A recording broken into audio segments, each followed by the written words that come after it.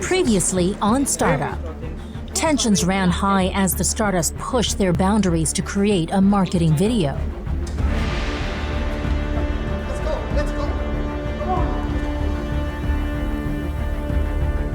It was a very helpless situation because there was nothing we can do. Pendeal's bright smiles quickly faded as the team from Cambodia failed to deliver a winning product. With just one more elimination to go, who will make the final five? Every startup dreams of having the next big idea, of becoming a unicorn, of making that perfect exit. But 9 out of 10 startups fail before they're anywhere close.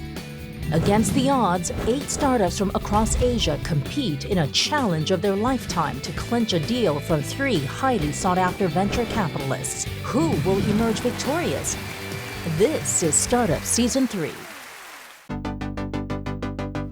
It was totally unexpected, and when Chloe made the announcement, I was so surprised. We are very excited about this reward. Excited to meet 2 mentors, and it will be a very good experience for us to talk to them who have been through the journey of startups and successfully sold the startups.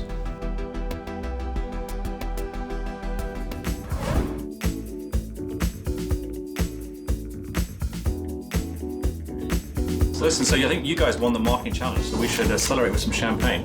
Cheers, guys. Well done. Cheers. Right. Cheers. Thank you. You have been doing a lot of media for the big brands. What advice would you have for us? How will we introduce our product into the market? First and foremost, it's really important to try and find not a point of differentiation, but try and find a point of distinctiveness. One of the biggest mistakes entrepreneurs make is that they're not focused enough.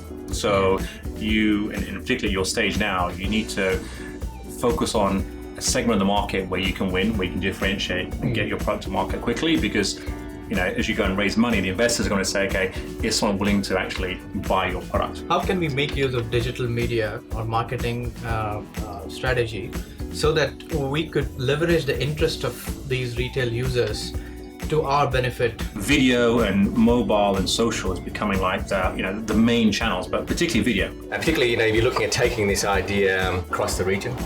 So markets like China, the Philippines, India, people there love video. They're really hungry for content.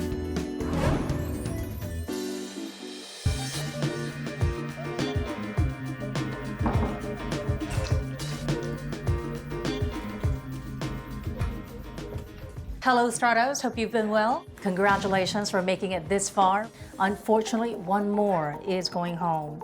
This week, your goal is to convince a veteran within your respective industries that you guys are the next big thing. It's a tough challenge, and in order to give you a bit of confidence, we have invited Yuri Messer, the commercial director of Regis, Singapore, Indonesia, and Malaysia. So Yuri, what should be their winning strategy? So what these industry veterans are going to be looking at is for you to know your product. They're going to be looking at for you to know the market that you're targeting. Who are the consumers within that market that you're trying to reach? And how are you going to be solving their problems? Our CEO, Mark Dixon, was an entrepreneur like you guys, looking for flexible office space in Brussels and Belgium, and he could not find this. So as he saw this as an opportunity in the market, he started with one business center in Brussels in 1989, and over the last 25 years, we've grown up to 3,000 locations. So you can start very small, but you can become a world leader with the right vision by solving the right problems. So hi Yuri, I would like to know how should I manage the time with the industry veteran? You want to convince them in a very short time, in a personal way, why you've come up with the solution to what you're looking to start in the market. I would give them some numbers with regards to any traction that you've gotten and what your plan is to scale that business. So Yuri, what's the difference between a one-on-one pitch versus a group pitch? When you meet an investor one-on-one, I think it's very important that you research the person that you're meeting and what their background and their expertise is. Because in the end, if they end up investing in your business, it's not just the money that you want from them, but it's also their experience that they will bring into your business. When you meet a panel of investors, you will see lots of different people from different backgrounds. So you will be challenged also in questions from lots of different areas, which will be even more challenging. All right, if you're ready for the challenge, I will be handing out these envelopes. Each envelope has the name of the industry veteran that you will meet tomorrow. So startups, good luck. After 4 challenges and six remaining teams, I feel pretty good. The competition has been tough but also fun, and this time I think we'll do good as well. My spirits are high. We just won the challenge. I don't think we are at the bottom. I'm not sure if we are at the top. I'm going to say yes, we are ahead. So this time, I do think we can climb during this challenge. This is our last chance to win the last challenge for the elimination. So we want to get the reward from the last challenge. Coming up. Actually, I'm very, very nervous. Is it working? Can I just stop you there? Who do you think will be interested in this result?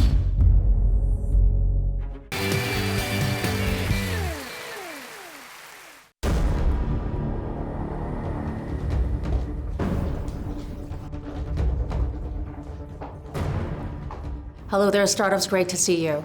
Hi. You've got a very big day ahead of you. We're back here at MBS Marina Bay Sands to tackle the Deal or No Deal challenge. Your goal is to convince an industry veteran that you have what it takes in your line of industry. You'll be given 15 minutes in total, 10 minutes to introduce your business model, and your market potential. That'll be followed by 5 minutes of Q&A. Unfortunately, one more is going home. On the other hand, the winner of this challenge gets to enjoy a very big surprise reward. Wish you the very best of luck. So the first thing I'm gonna do is prep him and actually telling him and treating him like he doesn't know about infectious diseases. Hello, sir. Hi, I'm Rainier. Nice to meet you. So I represent Amy. What we do is that we provide predictive disease analytics. We are starting with dengue. The red dots actually point dengue hotspots. So I have one question here. Yeah. So you got 88% accuracy. So it means that the 12% you are not actually predicting it correctly. So our model is actually thought to be oversensitive because we predicted an area and it didn't happen, not because we didn't predict an area and it happened. Who do you think will be interested in this result and can make full use of this idea? Once we have actual government data, more than the one we have now, we plan to focus on insurance companies in cities locations. Oops, there's a call. I probably need to take this call now. Right, thanks. Thank you. It was better than what I expected. He seemed to understand very well what Amy is about and our results. My bigger concern will be how do they actually position their solution and make it commercially viable, because they are actually working on a public project, and to take the public work right and make profit out of it right, they will need to be actually balanced out between the two.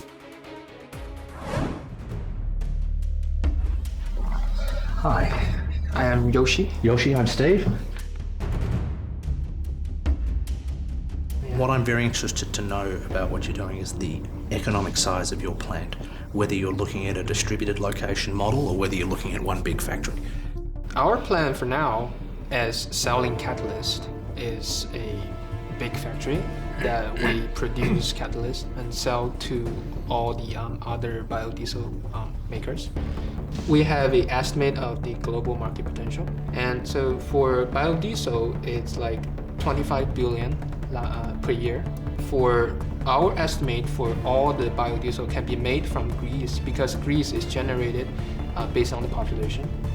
Can you do sewage sludges? Can you take sewage sludges and other things? We haven't tested on sewage sludge, but there have been some reports that is possible to do that.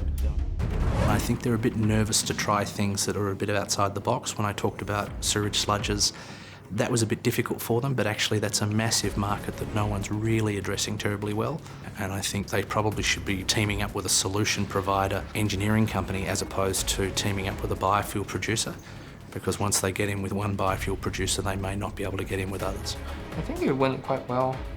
He is in the business of connecting people for the green techs, and we hope that he can link us to somebody interested to us and maybe useful to us in the future.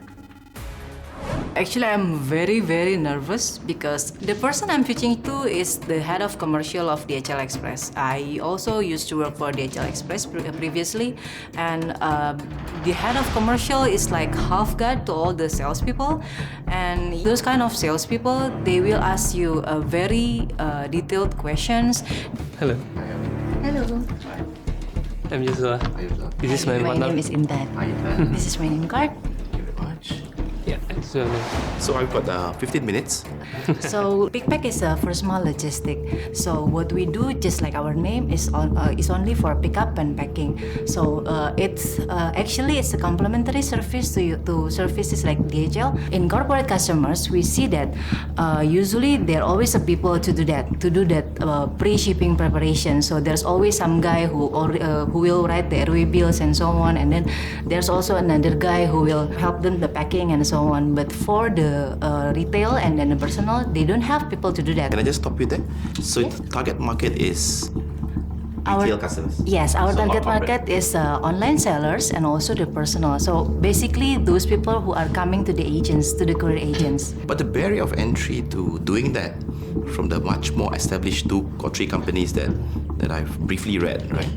It's quite low. How are you going to differentiate yourself? From what I learned about all of these courier companies is that they always require the customers to prepare the shipment. If I'm offering this kind of service, it is complimentary for you. It is not a competition for you. So instead of you have to create the same kind of services, you just let us do this kind of thing, and in the back end is that you get a better shipments. I think we managed to answer all the questions, and he managed to see that we have the knowledge and experience in this industry. Operationally, it sounded well. My biggest skeptic would be the barrier of entry into this segment of the market, because there are a lot of much bigger players with deeper pockets who can easily turn this on tomorrow. I'm excited to meet Jansi Low. He himself has been an entrepreneur and co-founder of a couple of startups. It's very nice to meet you guys, because I have already read about your business. It's very interesting. Is it working? Is that just a concept or the technology? No, it's working. It's working. Yes. So we have completed a proof of concept. So if I have a traditional sportswear, can you change that to your long-range sportswear? Can. Yes. If, say for example, if a brand owner wants these properties, he can just include it in the normal processing line. Fantastic. Okay, so there are companies already buying functional materials like yours, but with higher price. Yes. So you have cheaper and better materials. Yes, that's right. Doing the same functions. Have you made any sales successfully to any manufacturers? No, we are in the pilot stage. So we haven't made big sales. We have done some small sales of some of the antimicrobial solutions, but not yet the bigger sales. I think there's a great market out there. It's worth trying, but I think the team is pretty limited. They have developed this technology to a very maturity grade. So the next challenge or the key task for the next step would be marketing and sales. Coming up, the grilling continues. How do you guys envision going past those hurdles? I also want to add. And otherwise, you keep having to acquire new customers.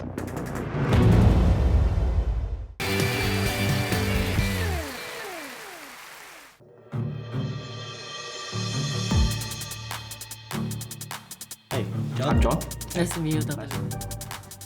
Can you share how you came up with this idea? I was around the hospital for about 8 years, and during that time I see a lot of patients, after discharging, they have a difficulty getting access to the home healthcare services. How do you intend to compete against free and against the various voluntary welfare organizations that offer services that are highly subsidized? For a start, we may be looking at a very small fragment of the market. So the strategy that we want to go in to serve a larger market is by working collaboratively with the organization that you just said. So we like to talk to them and see whether... Yeah, we're not competitors. So it's too small a market. You are taking commission that's essentially based on sales. Okay. And if I'm the customer, Once I know which nurse to call, why would I need to use you a second time? So according to section, I think 53, if I'm not wrong, of Singapore Nursing and Midwives Act, nurses are not allowed to solicit business in their own capacity. With these patients, what's the value add that you bring then? Right? Otherwise, you keep having to acquire new customers.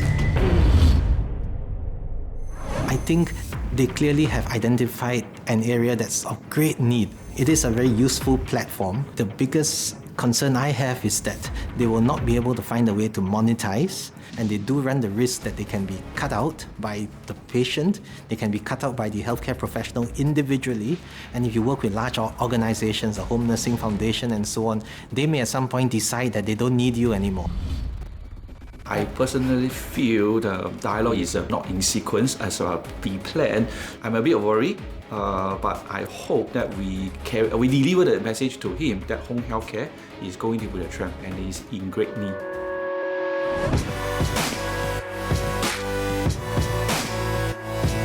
We are meeting Anupam Pahuja, who is the general manager of PayPal Asia. A little bit anxious, actually. So PayPal is a potential partner of CoinGo, and we've been trying to meet with the senior executives of the company, and I think this is a great opportunity. So what are you guys up to? I was traveling around the region frequently, and then I was accumulating a lot of coins and loose bills and change. And on the last day of my assignment, I realized there's no way I can exchange them for real currency. So we want to target this leftover change before it leaves the airport or it leaves the country. Literally, I mean, really, is it large enough a market for you guys to make money on this and become big? Based upon our survey of over 1,000 travelers, both online and offline, the average traveler leaves the country with $10 to $20 of coins and notes. So for us, that market potential here in Asia alone is over $100 million. So $100 million across APAC, sure. Multiplied what, 3 times, 4 times to get worldwide market size? At least, depending on which market geography. So let's say $500 million tops? Right. Market size? So I also want to add, our initial target is the travelers. Yeah. Okay. But what we believe the solution that we're trying to build for is for both the unbanked domestic market as well. Okay. So here in Singapore alone, you have 500,000 what's called foreign workers, right? Both the super skilled and then the semi-skilled. So in Singapore, we only accept Singapore coins, actually, Singapore coins and bills. Yeah. And we have a cap, actually. Which is monetary cap of how much money you can put into this. We have talked to the MAS, so we are following their guidelines to keep that cap, actually. I think the pitch was good. They're very smart people. I sense there's a lot of challenges. It's not a scalable solution in the sense that by their own admission, the market size in APAC is about $110 million. And if you're lucky, you'll capture a few percentage points of that, right? Maybe 10% if you're very, very lucky. So that makes the entire business, not a very large business that people would be very interested in putting a lot of money behind. We achieved the goal that we wanted, which is to convince one of the leading industry leaders that we have a solution in place that is demanded by consumers. I work for a company called PayPal, and we deal with regulators around 167 countries in the world. And it's very, very difficult to understand the rules of one country, and they're so very dissimilar to rules of another country. Startups, you've had a very long and challenging day. Based on the industry veterans' feedback, they said that many of you struggled. So try to get a good night's rest. I'll see you back at the base, and we'll find out who's going to rise to the top and who is going home. I hope I don't get eliminated. Okay, we're confident of surviving. Winning, we'll leave it to the judges. We don't know about the other contestants, but I think we nailed this one. So judges, let's take a look at the one-on-one pitches between the industry veterans and our startups.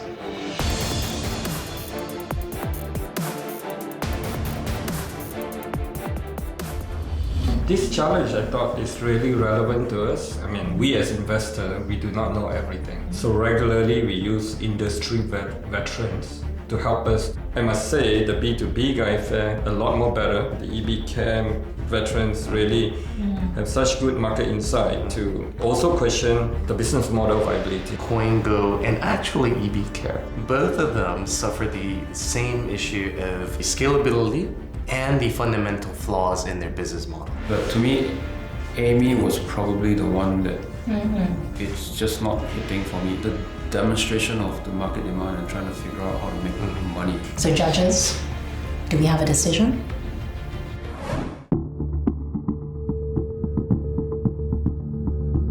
Hello there, startups. Your meetup with the industry veterans revealed a lot of glaring flaws in whether you had identified your market potential, and even your customer base. The judges deliberated for a long time and pored over every single video clip. Let's find out what the judges have to say. As an investor, we do not know it all. We look up to these industry veterans for their insight on your technology feasibility and your business viability. To them, majority of you fell flat. We were disappointed that nearly all of your business plans fell apart in front of the industry veterans.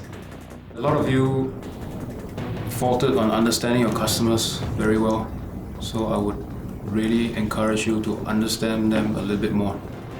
All right, you heard the judges there. The decision on the winner and the bottom two was unanimous. First, I'd like to announce the winner. It is a come-from-behind victory.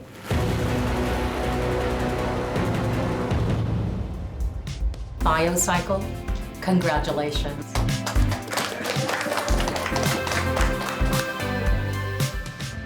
And now the bottom two. Who is it gonna be? When I call your names, please step forward. Amy, CoinGo. Rainer, according to the industry veterans' feedback, it doesn't help when your co-founder is not visible.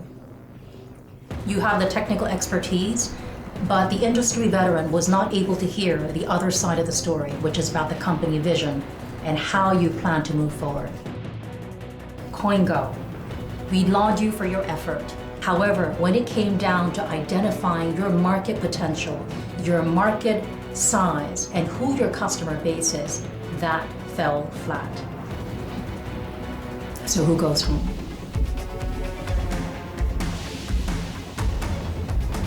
CoinGo, it was great working with you. Thank you. We wish you all the very best of luck. Thank you. It's slightly disappointing. We competed this far, and we thought we've done a pretty good job, and I wish we could have participated in the final challenges, but we feel good that we've done a good job in the last 5 episodes. I'm a little disappointed, but this is not the first time actually we hit some challenges. So I guess I would say it's pleasantly unexpected. Yeah. Unexpected, because the first 3 challenges is not good for us.